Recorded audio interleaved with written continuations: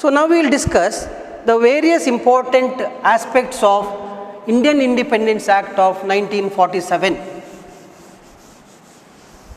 So this is the last law made by the British Parliament to India. Indian Independence Act 1947. So what are the various important act? This is also called as Mountbatten Plan. This is also known as Mountbatten Plan. So what are the various important provisions of the 1947 Act? One is, on August 15, 1947, two independent dominions, that is India and Pakistan, would be set up and complete transfer of power. So 1947 Act decided to establish two dominions, India and Pakistan, and it was decided to completely transfer the power to India and Pakistan. So this is one of the very important provision.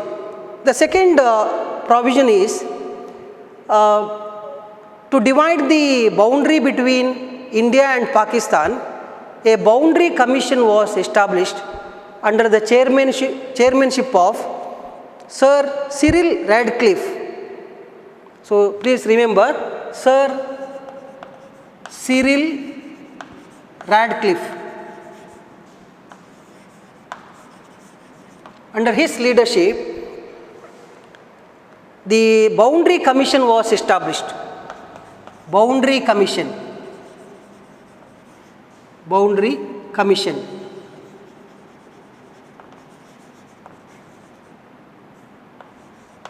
Boundary Commission.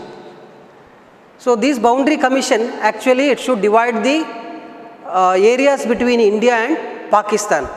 But before the report came, the India was divided into Pakistan and India. Actually the report, it came after 2 days of independence. So the second important provision was establishment of the boundary commissions. Now which are the areas India got, provinces India got?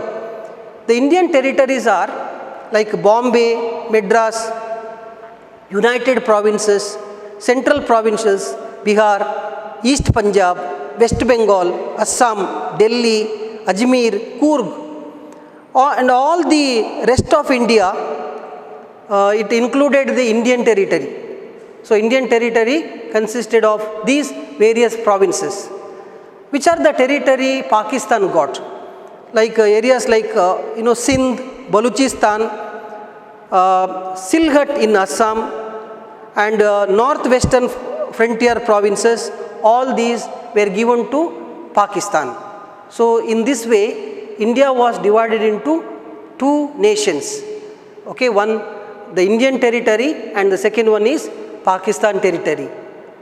So to divide the territory between India and Pakistan, the Boundary Commission was established under the leadership of Sir Cyril Radcliffe.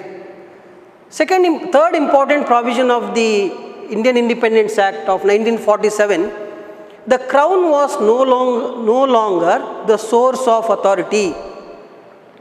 Who was the head of the state during the British's time? It was Crown or the King or Queen. But after independence, Crown was not the head of the state. Her power or his power was closed. So the Crown was no longer the source of authority. Next one, the Governor General and provincial governors were to act as constitutional heads.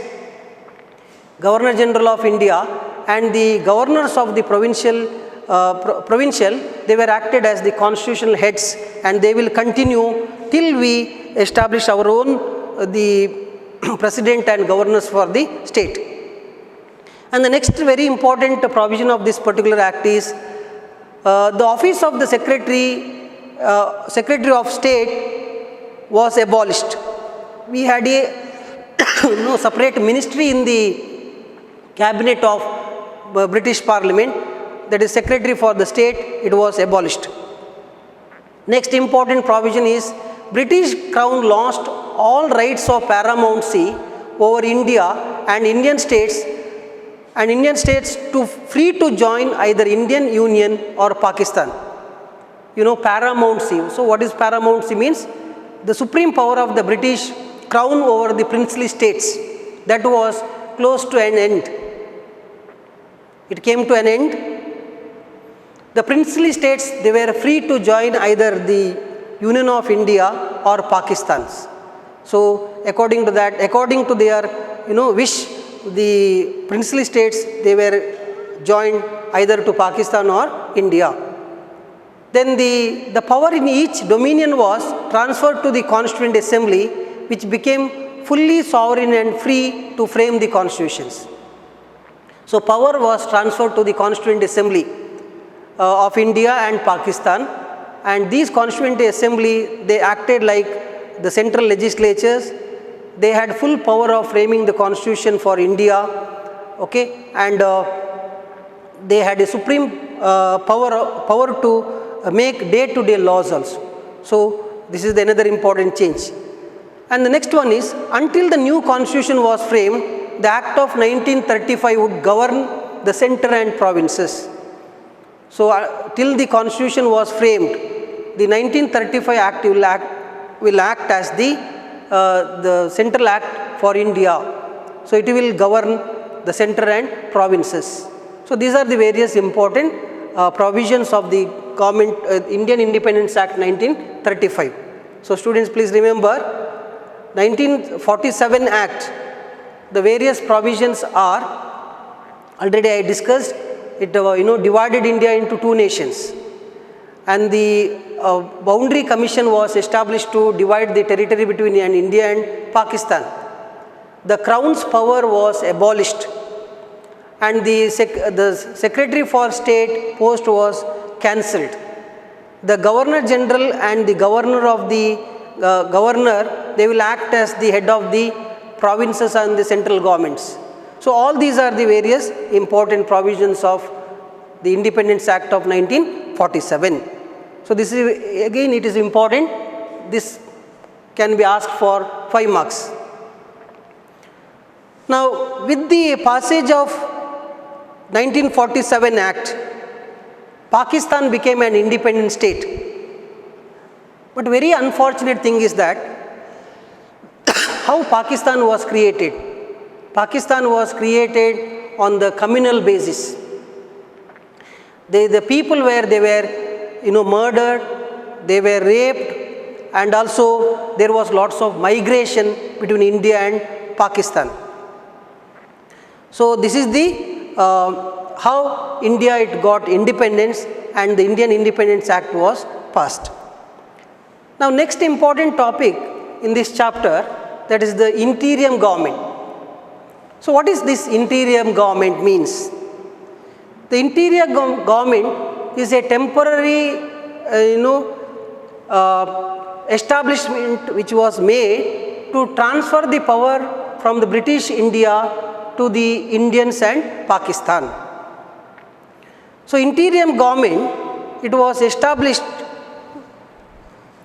interim government,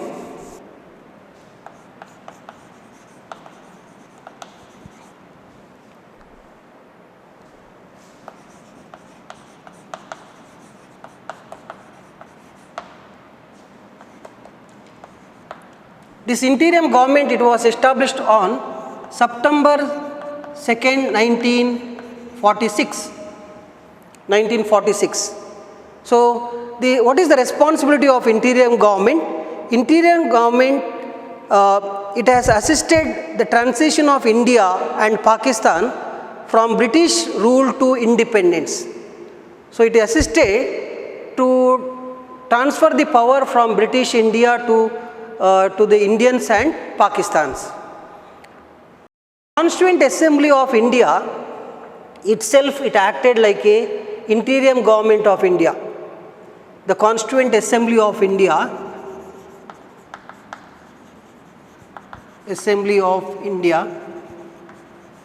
itself, it acted like the interim government of India. It consisted of 389 members. How many members it had? It had total 389 members. itself acted as the interim government. It was existed in power till 15th August 1947. So this interim government, it was existed in power till 15th August, means till independence. It functioned as the temporary government, look into the transferring of power from Britishers to India and Pakistan. Now this interim government, it had two important responsibilities. One is framing the constitution for India, and the second one is making the various day-to-day laws. To govern the Indian state, it has to make the day-to-day laws for India. So two responsibilities. One is framing the constitution, and the second one is to make the day-to-day laws. And to assist the interim government, there was a executive council, Viceroy's Executive Council. Viceroy Executive Council. Viceroy Executive Council.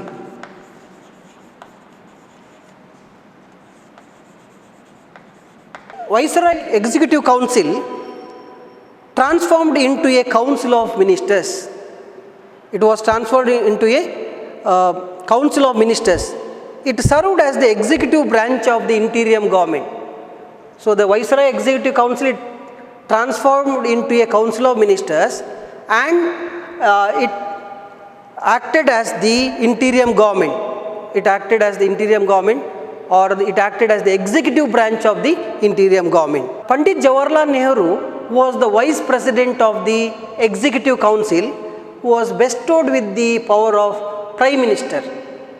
So Pandit Jawaharlal Nehru was the vice president of the Executive Council. He acted as the Prime Minister of India. So the first Prime Minister of India before independence was Pandit Jawaharlal Nehru. Under his leadership, the Council of Ministry, it worked. Now which are the various ministers they worked under the Jawaharlal Nehru? They are Sri Vallabhbhai Patel, Sardar Vallabhbhai Patel. He was the Deputy Prime Minister of India and also acted as the first Home Minister of India. Dr. B.R. Ambedkar, he acted as the first Law Minister of India. Maulana Abul Kalam Azad was the Education Minister. Like C.H. Baba, he was a Commerce Minister. N.V. Gadgil, Mines and Power Minister. Rajkumari Amrit Kaur, she was a Health Minister of India. Rafi Ahmad Kidwai, he was a Communication Minister. John Mathai acted as the Railway and Transport Minister. Shyam Prasad Mukherjee, who was the first Industrial Minister. Jagajeevan Ram, he was the first Labour Minister of India. R.K. Shanmugam Chetty, who acted like the Finance Minister of India. Sardar Baldev Singh, who was the Defence Minister of India. P. Deshmukh, who was the Food and Agriculture Minister. K.C. Niyogi and Gopal Swami Iyengar. These are the various important Council of Ministers appointed under the leadership of Pandit Jawaharlal Nehru. They assisted the British government to transfer the power from Britishers to India. So this is the interim government. Interim government, even though worked before the independence, it established the relationship with the USA and other countries. So even it included the diplomatic relations with the other countries, including United States. Now independent India accepted the constitutions. So when the Constitution of India is adopted and enacted, the Constitution of India adopted in the Constituent Assembly on 26 November 1949, and it came into force on January 26, 1950. So that day we celebrate as the Republic Day. So the Constitution of India, it came into force on January 26, 1950. When was the Constituent Assembly adopted the Constitution? On November 26, 1949. That day we celebrate as the Constitutional Day. So the Indian Constitution, it came to existence or came into force on January 26, 1950. So students, please remember, so till now what we discussed various acts of the Britishers and how it influenced to develop the Indian political systems. You know, the Act of 1935 or the Indian Independence Act, all these acts laid the foundation for the establishment or growth of the various Indian political system. So as a result of the Constitution came into force in India, the first general election was conducted. So when was the first general election was conducted? What are the various important features? Dear students, as per the provisions of the new Constitution of India, the first general elections were conducted in India from 1951 to 52. Conducting elections in India, it was a gigantic process. You know, even now also, an election means it is like a festival in India. Lots of people, they take part in the elections. If you just go through the statistics of the elections in India, nearly 850 to 900 voters, they participate in the elections. Nearly 10 lakh polling booths will be established. More than 1,000 political parties, they contest in elections. With all the modern tools or modern equipments, now we are conducting free and fair elections. But students, think in 1950-51, when India just got independence, we had nothing. We have not even prepared to conduct any type of political exercise in India. In that difficult time, India conducted the first general elections from October 1951 to February 1952. So please remember, nearly 6 months they have taken to conduct the first general elections. It was started in October 1951 to February 1952. 6 months they had taken to conduct the elections. Why it was very difficult? Because there was not at all any preparations. There was no electoral list. The people they were illiterate, they were unemployed, and they didn't know how to cast vote, how to participate in elections, how to contest for elections. So this is a new experience to Indians. So as a result of that, it was very difficult time it faced by the Indians. To conduct free and fair elections, the Election Commission was established. Election Commission of India was established. Dr. Sukumar Sen, who was appointed as the first Chief Election Commissioner of India. Under his able leadership, the first general elections was conducted. Now, in the first general election itself, in India, we have introduced the universal adult franchise system. So what is universal adult franchise means? Giving right to vote to all the persons without any discriminations.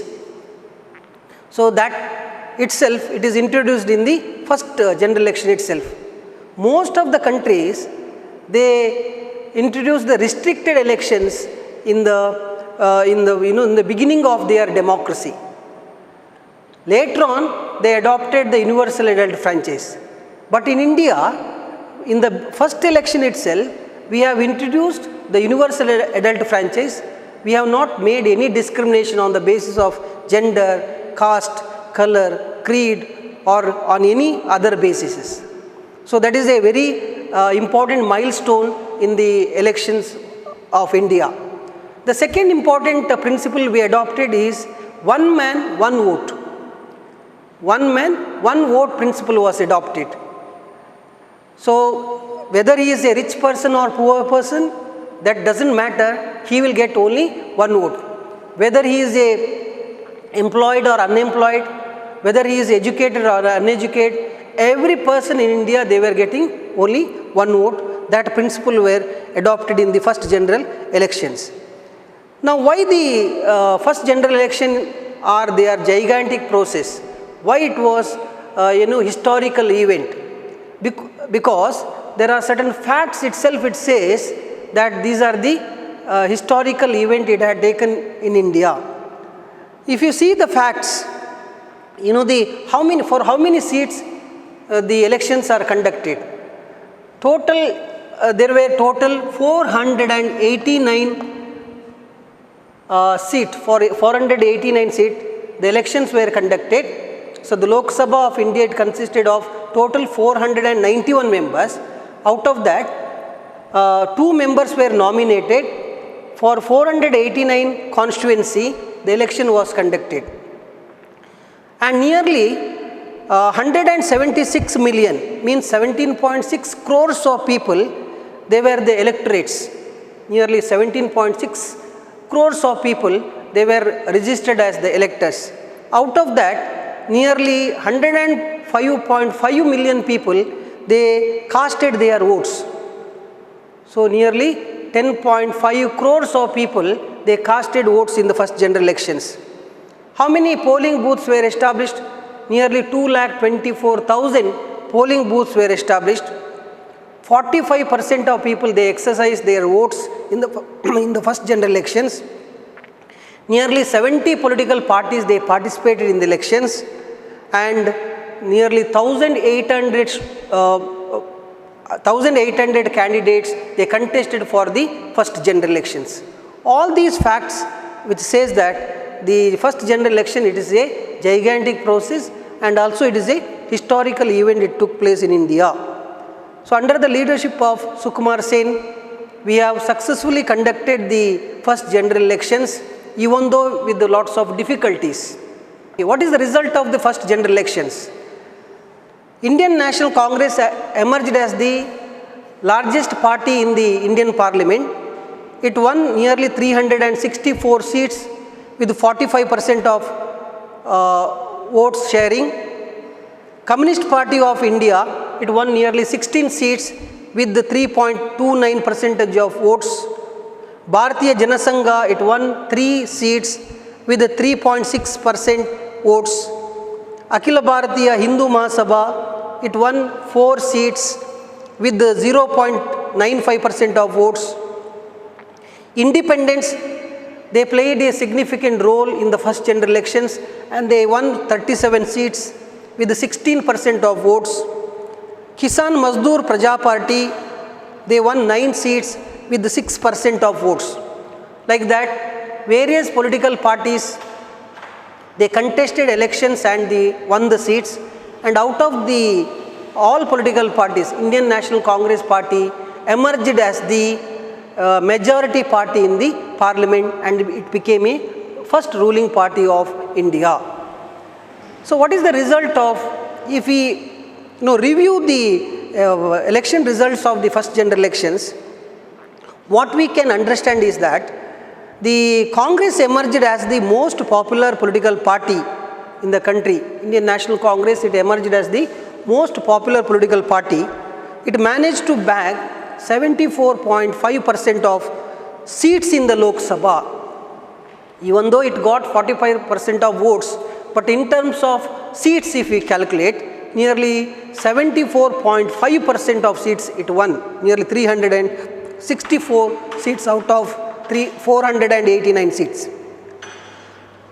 The percentage of voting was nearly 45%.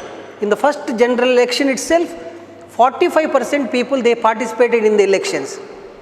Now what is the percentage of people they participate in the general elections? It is around 60 to 65%. But during the first general election itself, the 45% people they participated and casted vote. And this proved that the Indians they are interested in the democratic institutions, and with enthusiastically they participated in the general elections. And the Communist Party was most popular in Hyderabad, Travancore, Cochin, Tamil Nadu and West Bengal. After the Indian National Congress, the most popular political party that was existed in India is Communist Party of India, but it was not popular throughout India. It was popular in certain regions like Hyderabad, Travancore, Cochin, Tamil Nadu and West Bengal. Voting in rural areas was 60% and 40% in the towns. So nearly 60% of people they participated in the first general elections in rural areas, and 40% people in the town areas. Even now also that same trend is continuing. In the people in the metropolitan cities and in towns, they participate in less numbers, while the people from rural India, they take so much of interest in the general elections, and in large number they participate even today also. The entire election was conducted in a peaceful manner, which was a notable and encouraging feature. The first general election, it was conducted peacefully without any kind of big conflicts. Even though there were smaller incidents, but there were no big incidents that happened or riots were happened. So it was smoothly conducted. So that is another important feature of first general elections. Another important, significant aspect of first general election is that the father of the constitution, what we call architect of the Indian constitution, Dr. B.R. Ambedkar, he contested the first general election from the Bombay constituency, Bombay North Bombay constituency, but he was defeated. That was the sad part of the first general elections. He was defeated by in front of a less known person called Narayan Kajrolkar. He was contested from the Indian National Congress. He defeated Dr. B.R. Ambedkar. Ambedkar came 4th place. In the first general elections, he came 4th place. He contested against the Indian National Congress, Hindu Mahasabha and the Muslim League. Okay, against this he contested. He contested from the Scheduled Caste Federation of India, that is a political party. Later on it became as the Republic Party of India. So that is the very sad part of the first general elections, where in that election Dr. B.R. Ambedkar himself, he lost in the elections. So these are the various important facts of the first general elections. So students, please remember, first general elections conducted peacefully, free and fair, and it had taken, the Election Commission of India, it had taken nearly 6 months from October 1951 to February 1952. The election process was conducted and the new government was formed under the leadership of Jawaharlal Nehru. Now we will discuss about the first Lok Sabha. The first Lok Sabha had total 491 members. Elections were conducted for 489 seats and 2 members were nominated from the Anglo-Indian communities. The first speaker of the Lok Sabha was G.V. Mawalkar. So please remember, first speaker of Lok Sabha was G.V. Mawalkar. This is a very important. So please remember, the first speaker of the Lok Sabha was G.V. Mawalkar. He elected as the speaker. The first Lok Sabha conducted nearly 14 sessions in 667 days. That is the highest recorded, the days. Recorded day it sat for the sessions. It conducted nearly 3,784 hours of sessions. It conducted nearly 3,784 hours of sessions. The term of the first Lok Sabha was 17th April 1952 to 4th April 1957. The Lok Sabha was functioned nearly for 5 years. So this is the composition and the functions of the first Lok Sabha. So students, till now we discussed about the first general elections and the first Lok Sabha. Now next important topic in the first chapter, that is the integration of princely states. Let us discuss about the integration of princely states. Integration of princely states.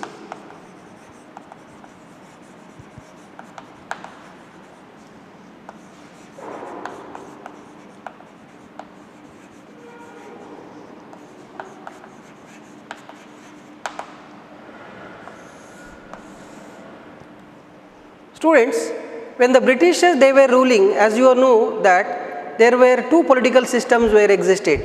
One, the areas ruled by the Britishers or which were directly ruled by the Britishers, that's called called as British provinces. And the second one is the princely states or provinces ruled by the various kings. When the Britishers they left, there were two systems. So one is British India and then another one is the princely provinces. After the British left India, the areas which is ruled by the Britishers, they were directly transferred to the Union of India. But there was problem regarding the princely states. When after the British they left India, the princely states got their independence. The paramountcy of the Britishers they have ended. Whatever the supreme power, it was controlled by the British Parliament. On the princely state, it was put an end in 1947. Princely states became independent. They were free to join either the Indian Union or Pakistan.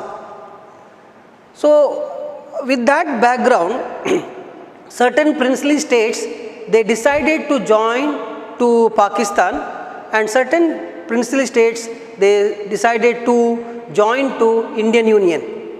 But certain princely states they signed for a standstill agreement. What is this standstill agreement means? They were not ready to join either to Pakistan nor to India. They wanted to be independent states. So this was the problem. In the initial day of independence, the government of India it faced. So during that time, Sardar Vallabhbhai Patel, he took the charge of Indian States Department, and V.P. Menon, he became the secretary of the department, Indian States Department. They dealt with matters arising between central government and the Indian states. They tactically negotiated with the princely states, and they were succeeded to negotiate with the princely states and merging the princely states with the Indian Union. So most of the princely states they joined to the Indian Union. There were nearly 565 princely states where they were existed. Out of that, nearly 562 princely states they accepted the they were ready to join for the Union of India. They joined to the Union of India. But there were three princely states. They neither joined to the Pakistan nor to India. They wanted independence. They wanted to remain as a free state. So they were not ready to join either Pakistan or Indian Union. So which are the three princely states remained as an independent? One is Junagadh, the second one is Hyderabad, and third one is Jammu and Kashmir.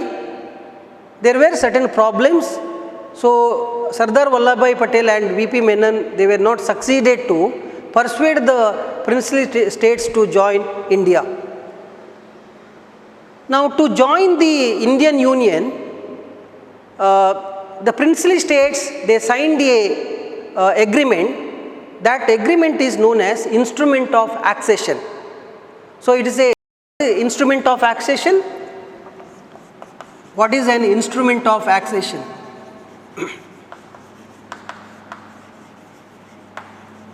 Instrument of accession is an agreement. It is signed between the Union of India and the princely states to join with the Union of India. To join with the Union of India. So, according to that, the princely states, they surrendered their three important subjects to the central government, that is external affairs, communications and defense. They surrendered to the central government. Now, to join the princely states, Sardar Vallabhbhai Patel, he drawn the plan. He drawn one plan, and that plan is known as Patel Scheme. The process of integration was threefold. The process of integration of princely states, they are threefold, and that is known as Patel Scheme. Patel Scheme. So, what is Patel Scheme means? It is a plan drawn by Sardar Vallabhbhai Patel to accede the princely states with the Union of India. So, which are the three important plans drawn by the Sardar Vallabhbhai Patel? One is merger of small states with the adjoining provinces. One is the merger of small states with the adjoining provinces. Means small provinces, they were merged with the bigger province. Like which are they? For example, the nearly 216 states were merged with the provinces adjoining to the Orissa. 216 states where they were merged.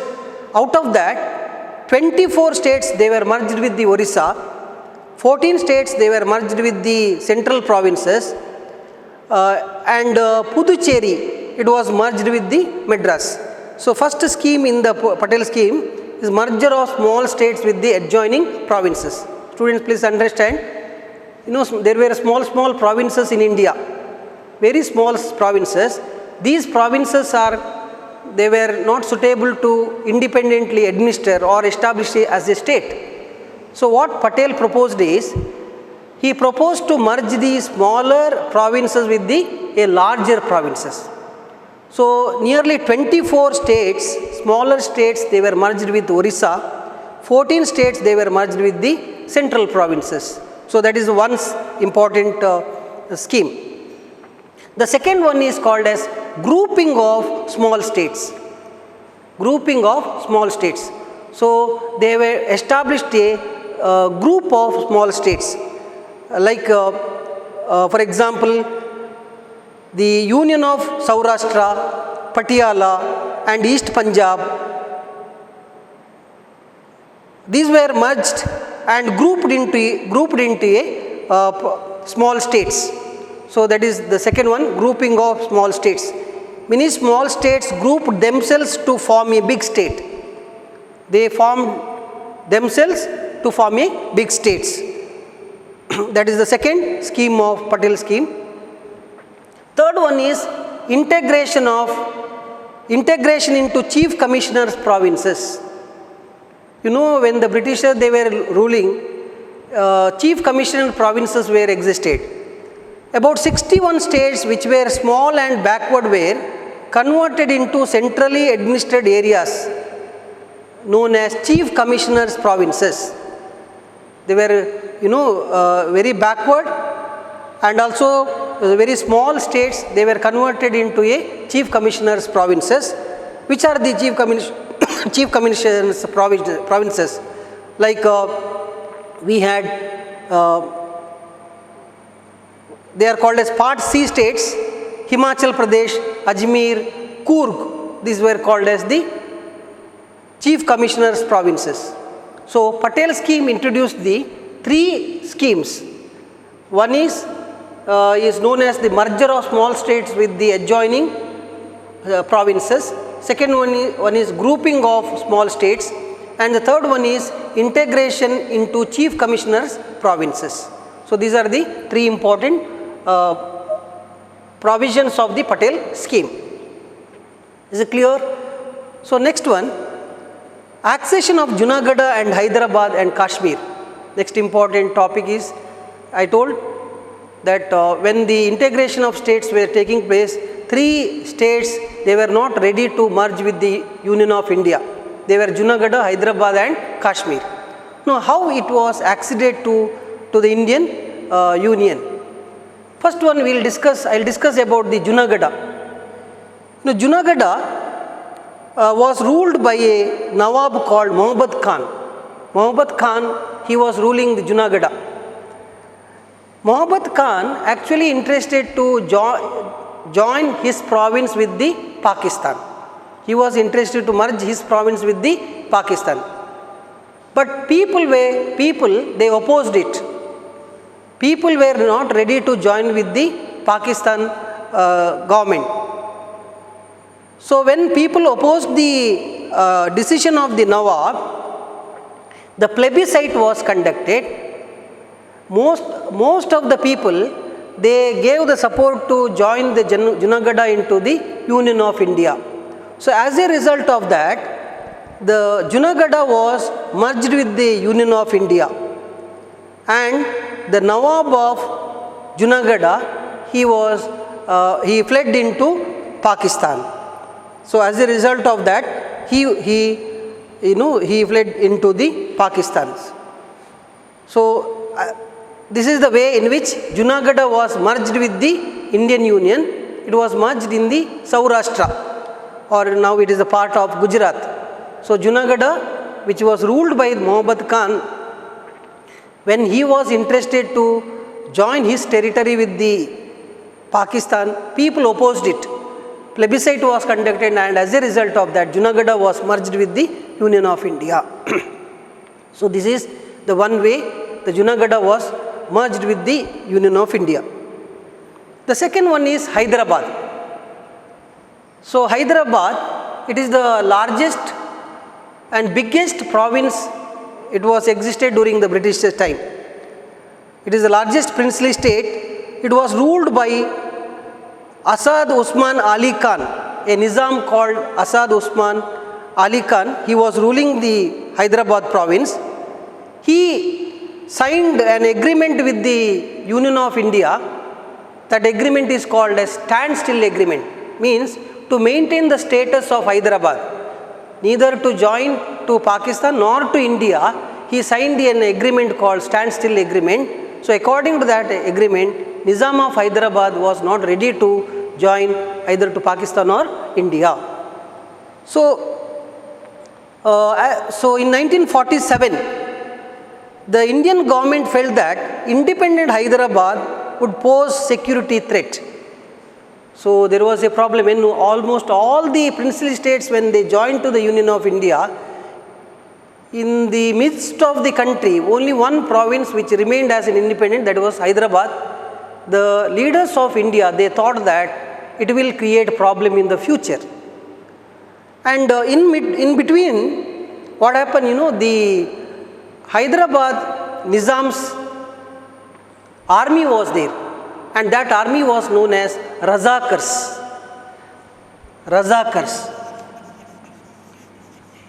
So what is Razakars? Razakars, it is the army of Nizam of Hyderabad. They started to loot the people of India, murder the people of India, and also rape the people of Hyderabad. So as a result of communal violences in Hyderabad, the Union of India decided to send the military to Hyderabad,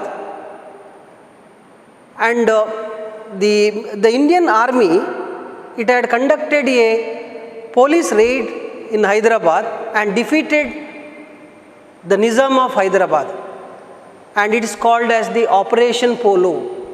So Operation Polo is nothing but it is the military action taken by the Indian military to defeat the Nizam of Hyderabad and to merge the Hyderabad into the Indian Union. Why the Indian Union had sent to the military to Hyderabad? Because of the maladministrations or murder or communal violences when it was taking place in Hyderabad. The Indian military was sent to Hyderabad and Hyderabad Nizam was completely defeated and Hyderabad was merged with the Union of India. So this is the way in which the Hyderabad was acceded to Indian Union. So students, in this chapter we have discussed about the integration of princely states, that is Junagadh and Hyderabad. In the next video I will discuss about the integration of Jammu and Kashmir with the Union of India.